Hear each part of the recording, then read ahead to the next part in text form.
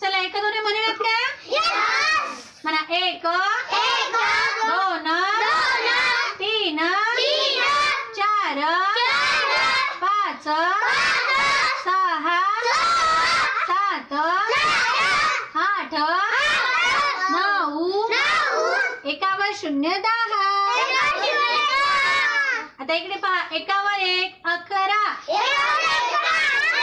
एकावर 2 12 एकावर 3 13 एकावर 4 14 एकावर 5 15 एकावर 6 16